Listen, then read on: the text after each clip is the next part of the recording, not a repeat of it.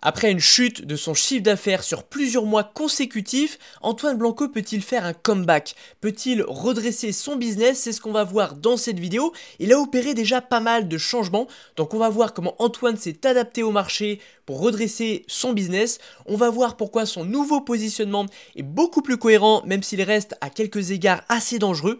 On va voir pourquoi Antoine risque de connaître une période assez difficile pour encore quelques mois, mais on va voir que pour autant, je pense que je suis assez optimiste sur Antoine à long terme, et on va voir également quelle stratégie je lui recommande d'adopter pour retrouver confiance, retrouver en autorité sur son permission, parce que tu as dû le remarquer, il est pas mal effacé depuis un certain temps. J'ai posté récemment une vidéo dans laquelle j'explique pourquoi selon moi le chiffre d'affaires d'Antoine Blanco a baissé ces derniers mois, et je lui ai proposé également des solutions. Alors je te la résume très brièvement. D'abord, il avait une promesse qui était un peu surréaliste et qui n'était plus adaptée au marché et à son niveau de sophistication.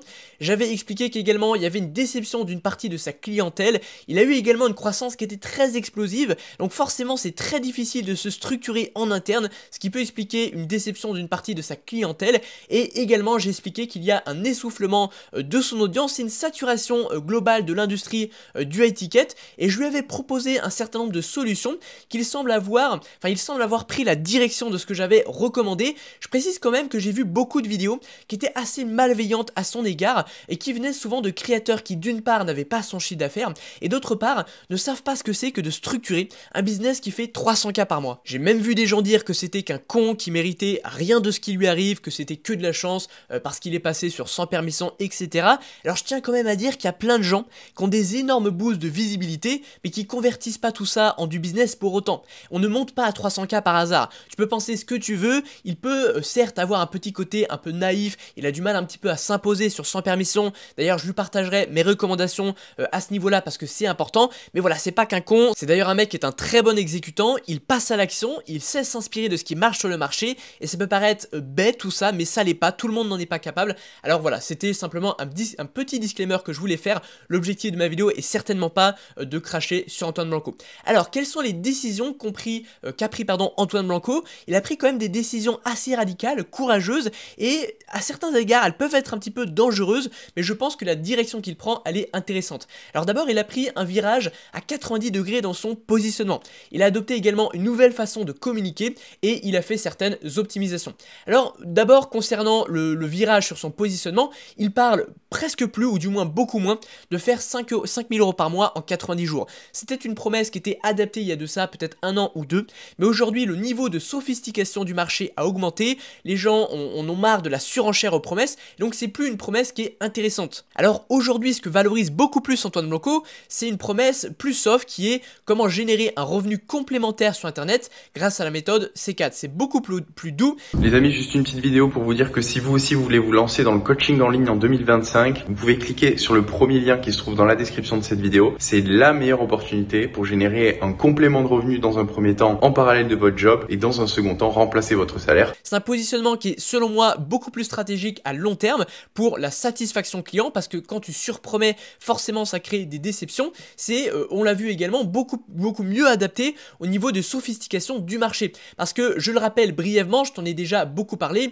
mais il y a différents niveaux de sophistication, ça a été théorisé par Eugène Schwartz, et en gros l'idée c'est que quand un marché est neuf, eh bien le marché est dit peu sophistiqué, donc tu as simplement à mettre en avant ta promesse avec des termes simples, et à mesure que le niveau de concurrence augmente et que les gens sont habitués à voir différentes solutions, eh bien il va y avoir une surenchère à la promesse jusqu'à un niveau abusé où les gens en fait en ont marre de ces promesses un peu démesurées, et du coup on va prendre le contre-pied de tout ça. Mais bref, tout ça pour te dire qu'en fait selon le niveau d'éducation du marché, selon le niveau de concurrence sur l'industrie, eh bien il faut adapter sa promesse. Et donc finalement là on en est actuellement, en tout cas sur l'industrie du make money, celle d'Antoine, eh bien on est plutôt au niveau 4 ou 5, c'est-à-dire un marché très saturé, ultra saturé, où il faut davantage prendre le contre-pied justement de toutes ces promesses qui sont surréalistes. Il faut également cultiver un mécanisme unique qui va nous différencier. Alors pour autant, il y a quand même quelques dangers potentiels à la promesse d'Antoine Blanco, j'ai bien dit potentiel. Le premier, c'est que ça, son programme, je vais pas dévoiler le prix parce que c'est irrespectueux,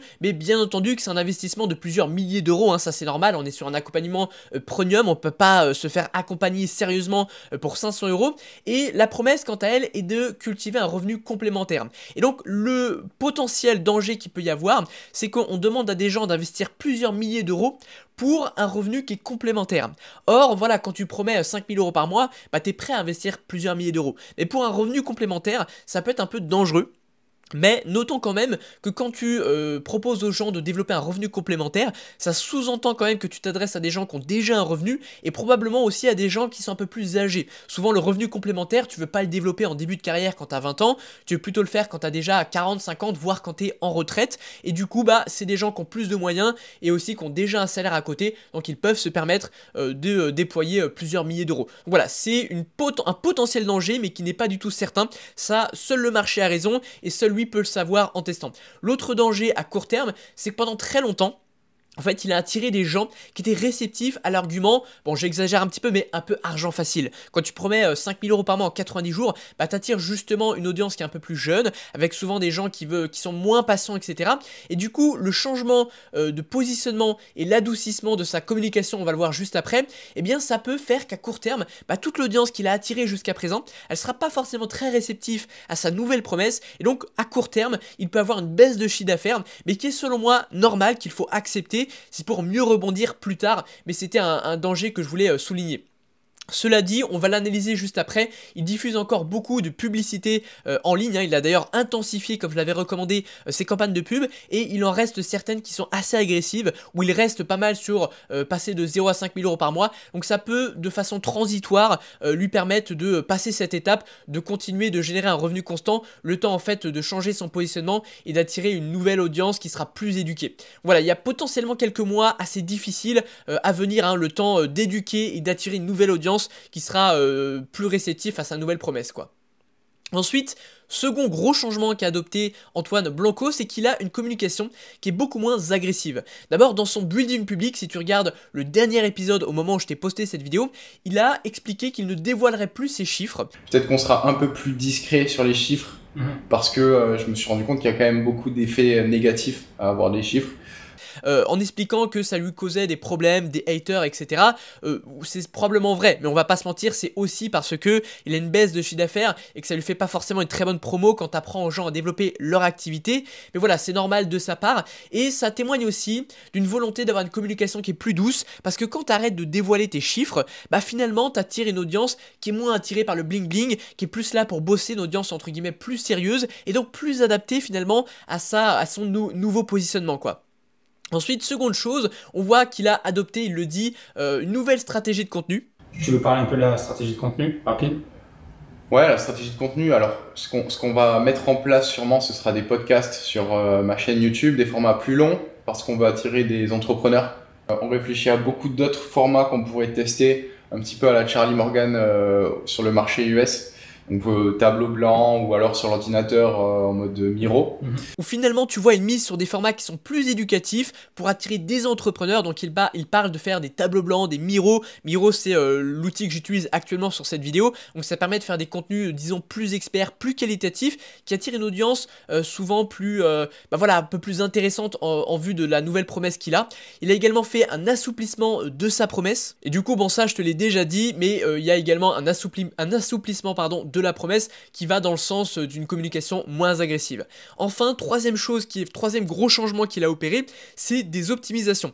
D'abord, on a enfin eu un changement de sa VSL. Ça fait plus d'un an, ça faisait plus d'un an qu'il tournait sur la même VSL. Je rappelle qu'une VSL, c'est une vidéo de vente. Et en gros, quand il propose aux gens d'aller réserver un call ou alors de récupérer un cadeau, eh bien les gens tombent sur une vidéo. L'ancienne était celle-ci et il proposait en fait d'aller de réserver un call avec ses équipes et après ça part sur un appel de closing. Bon, c'est assez classique. Le problème, c'est que sa vidéo, il l'avait pas renouvelée depuis très longtemps. Alors probablement que pendant un certain temps, elle a bien marché, sinon il l'aurait pas laissé. Mais comme tout, au bout d'un moment, il y a un essoufflement, donc il était grand temps de venir la changer. Et donc il a fait une nouvelle VSL qui est celle-ci, avec un look un peu plus pro. Il a ajouté davantage de preuves sociales, encore un peu plus de témoignages. Donc je pense que ça pourra également contribuer à rehausser son chiffre d'affaires. Je sais pas, j'ai pas tout observé pour savoir s'il en a fait plusieurs versions. Moi, je lui avais recommandé d'en faire au moins 3. Je pense qu'en AB testé 3, ce serait vraiment intéressant, histoire de vraiment avoir, d'optimiser la conversion, quoi.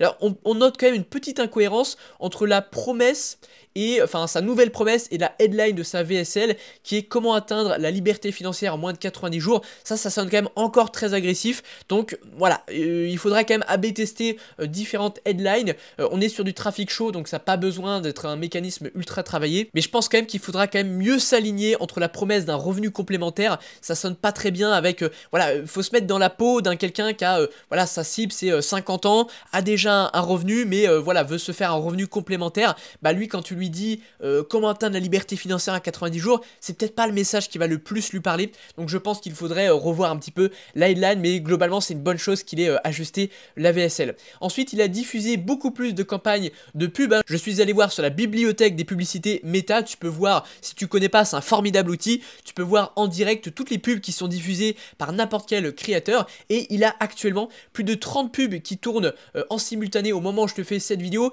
Il fait également beaucoup d'A/B testing. L'A/B testing, c'est quand tu testes plusieurs versions d'une même pub en changeant des petits détails, par exemple les couleurs, le titre de la pub, et tu conserves en fait finalement celle qui a la meilleure conversion, et après tu supprimes les autres. Il a également une communication qui est bien adaptée au niveau de conscience de sa cible. Voilà, pareil, ça a été également développé par Eugène Schwartz, mais il décrit le parcours d'achat des clients selon différentes phases. Donc la première phase, le client est complètement unaware, c'est-à-dire qu'il n'a pas conscience de son problème. Ensuite, il y a une phase où le prospect a conscience de son problème. Ensuite, il a conscience de son problème et il connaît également des solutions au problème. Ensuite, il connaît ta solution au problème. Et enfin, les clients les plus qui ont le niveau de conscience le plus élevé, on les appelle les most aware. Et bien là, ils connaissent ta solution et ils pensent même qu'elle est la meilleure sur le marché. Donc lui en fait il fait beaucoup de contenu organique et ses pubs vont beaucoup recibler sa propre audience. Donc il a une audience qui est finalement assez aware et je trouve qu'il s'est bien adapté dans ses pubs au niveau de conscience de ses prospects. Donc ça c'est une bonne chose. Ouais, tu vois qu'il fait pas mal d'A/B testing, ça c'est la même pub, simplement il y a le même texte, il a simplement changé l'image. Là pareil c'est plus ou moins la même pub, il a simplement changé les couleurs de la créative. C'est des détails mais ça te permet en fait d'optimiser petit à petit le taux de conversion et ça coûte rien en fait de changer les couleurs, c'est très rapide. Il en a fait plein comme ça, je t'ai montré juste des exemples.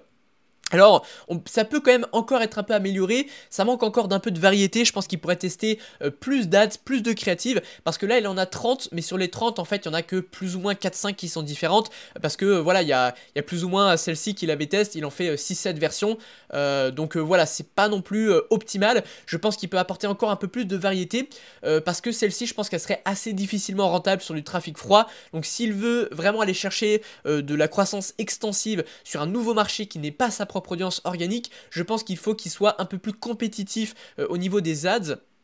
Et on note également qu'il a une communication qui reste toujours trop agressive au niveau des ads, là où sur ses contenus organiques il est beaucoup plus soft et beaucoup plus pertinent à mon sens, il reste quand même assez agressif sur les ads. Alors voilà, on peut penser aussi qu'il se cherche encore un peu, il est en période de transition, je l'ai dit tout à l'heure, le fait qu'il change de positionnement, et eh bien ça attire, enfin il faut le temps voilà, de se renouveler en termes d'audience, et du coup ça peut être transitoire, peut-être qu'il reste assez agressif le temps de faire sa transition, mais que ça va évoluer petit à petit, ce qui serait pas, voilà, ce qui resterait pertinent, voilà.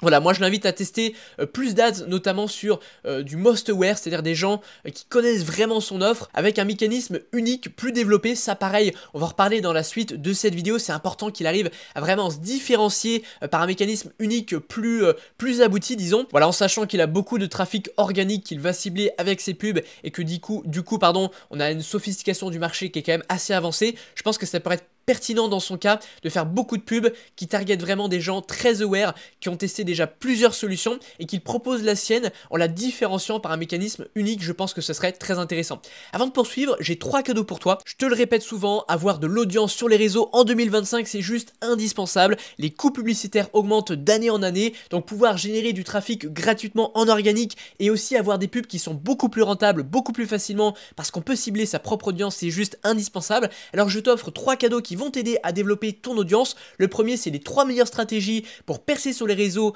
de zéro. Ce sont les méthodes qui m'ont permis de faire des dizaines de millions de vues. Le second, c'est 4 astuces pour mieux fixer tes prix. C'est des astuces en psychologie des prix. Et enfin, le troisième, c'est 5 prompts personnalisables qui s'adaptent peu importe ta thématique et qui vont te permettre de créer des meilleurs contenus plus facilement. Donc tu peux récupérer ça gratuitement sur le premier lien en description. Et ensuite, reviens parmi nous parce que le meilleur reste à venir. J'ai encore d'excellentes choses à te proposer. Alors, à présent, je je vais t'expliquer pourquoi je suis optimiste sur la trajectoire de long terme d'Antoine Blanco. Contrairement à beaucoup de gens qui l'enterrent, à mon sens, beaucoup trop vite, je pense quand même qu'il y a une étape supérieure à laquelle il devra passer. On va en parler juste après. Pourquoi je suis optimiste sur son cas? D'abord parce qu'il a adopté un bon positionnement qui est beaucoup plus long-termiste, qui va lui permettre de durer. Aussi parce qu'il a une très bonne capacité d'adaptation. Son business était en pure croissance, donc c'était normal qu'il change rien. Mais dès que le business a commencé à stagner, je trouve que très vite, il a su s'adapter. Il a su voilà, remuer les cartes, accepter de prendre un virage à 90 degrés. Et ça, c'est très bon signe.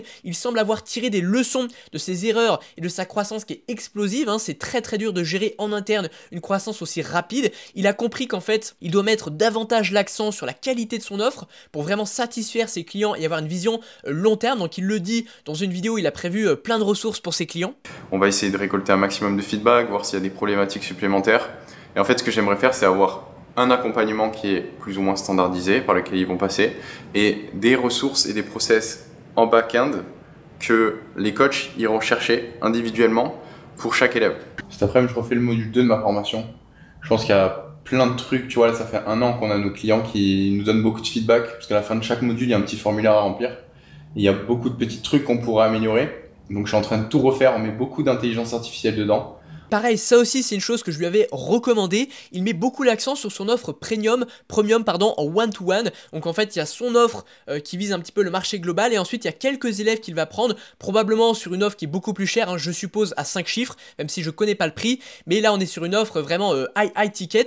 Et en fait ce que j'avais expliqué, c'est que s'il vend au pif une offre 4000 € et qu'après il vend un accompagnement premium à 20 000 €, bah, en fait il suffit qu'il y ait 20% des clients qui prennent l'offre premium et en fait il double son chiffre d'affaires. Donc c'est intéressant d'aller chercher, de pas laisser le trafic s'échapper parce que ses clients, s'il a rien à leur vendre par-dessus, c'est un gros manque à gagner parce qu'il est toujours plus facile de revendre à ses clients plutôt que d'en trouver de nouveaux. Alors concernant l'étape d'après, qu'est-ce qu'il faut faire ?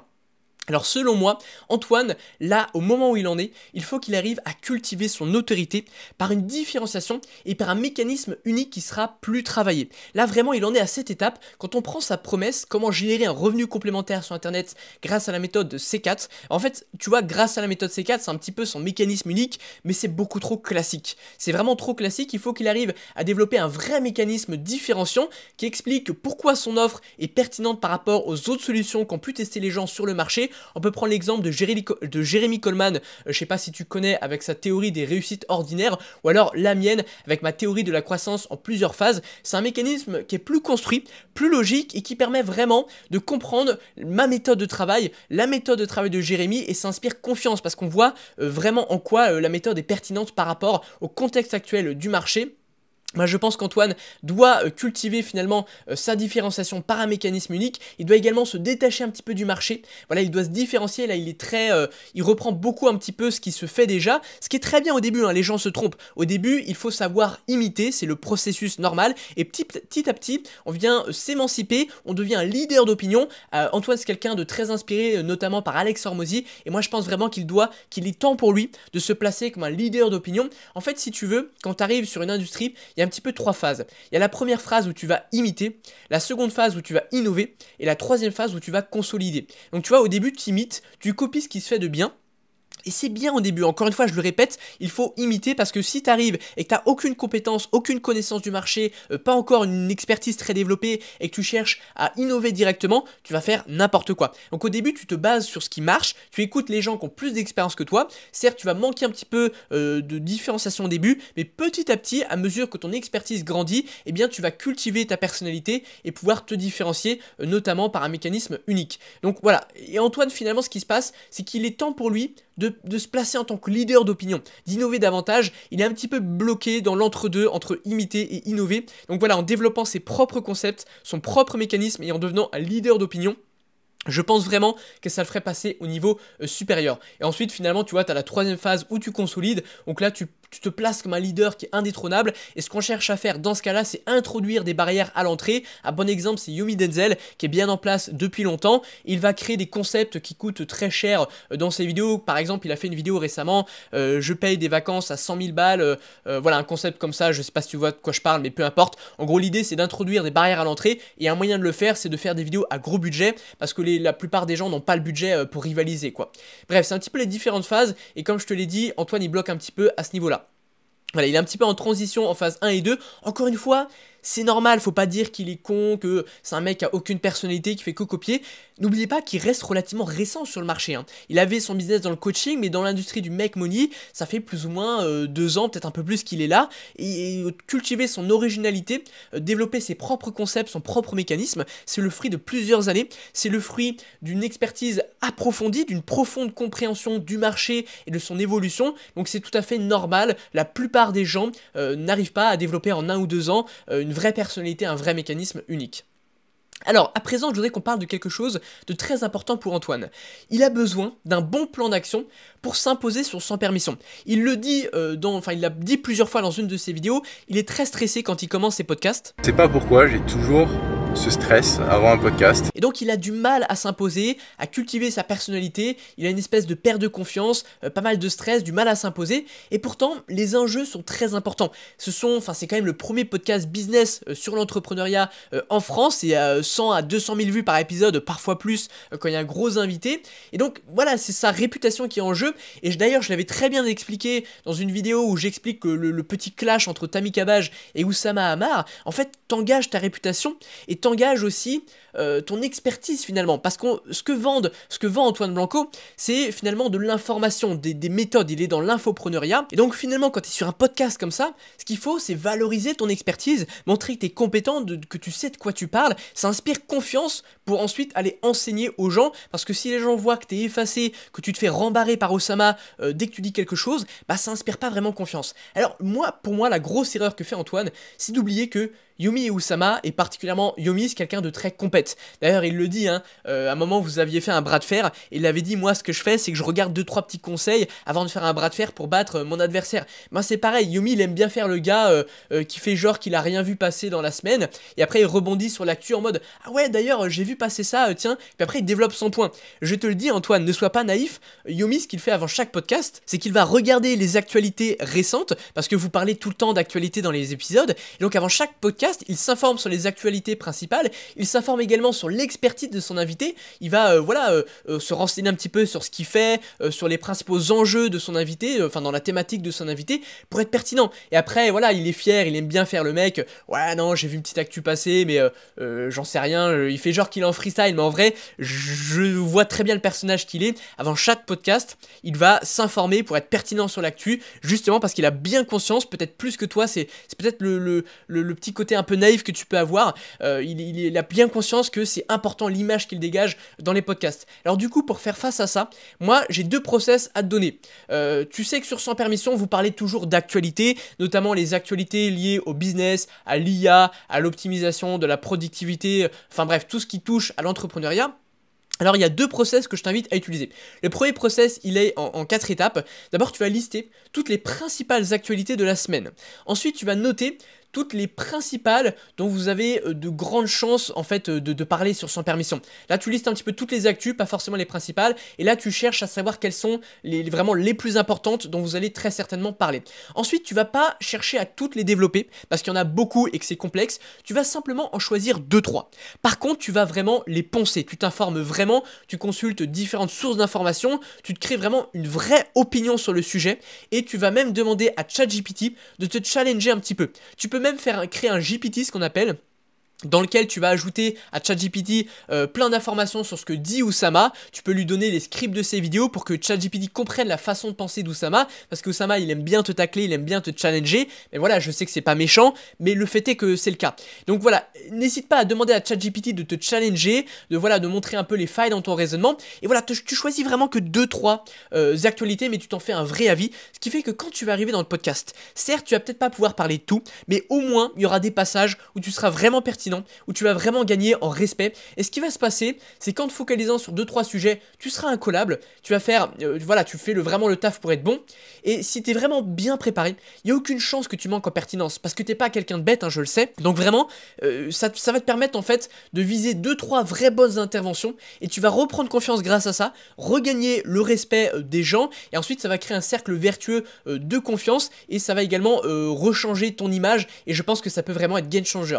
Le deuxième process, il est en 3 étapes également. Quand tu as des invités, intéresse-toi à l'invité au niveau de son expertise, de sa thématique, s'il fait des contenus, regarde ses contenus à lui, ça va te permettre de mieux cerner le personnage et d'être plus pertinent. Tu peux également t'aider encore une fois de ChatGPT pour voir les sujets qui reviennent souvent dans son domaine à lui, les petits trucs à savoir pour marquer des points, pour l'impressionner, pour montrer que tu connais un petit peu le sujet de l'invité. Ça va le flatter et ça va t'aider à mieux suivre les discussions, être plus présent, et ensuite tu vas pouvoir également essayer de saisir un petit peu les enjeux principaux, comprendre les grandes lignes des enjeux, de la thématique de l'invité pour mieux suivre les conversations. Et ces 2 travails-là, je t'invite vraiment à les faire. Je suis convaincu que Yomi le fait avant chaque épisode et j'ai l'impression que tu le fais pas, ou du moins pas assez bien, et que vraiment ça peut être game changer pour toi. À présent, j'invite toutes celles et ceux qui veulent développer ou lancer leur activité en ligne à réserver un appel stratégique gratuit et sans engagement en ma compagnie. Je vois passer des business en ligne à longueur de journée, donc je sais identifier au premier coup d'œil quels sont tes blocages, quelles sont tes problématiques, comment tu peux aller chercher de la croissance, que ce soit au niveau de la vente, de ton offre, de ta création de contenu, bref tout. Dans le pire des cas, tu vas repartir avec un plan d'action dans ton business, et au mieux on va bosser ensemble pour tout casser dans ton activité. Donc réserve ton call sur le 2e lien en description. Promis, je ne mords pas et je suis très accueillant. Tu repartiras au pire avec de bons conseils, et puis moi je te dis à une prochaine. Ciao ciao.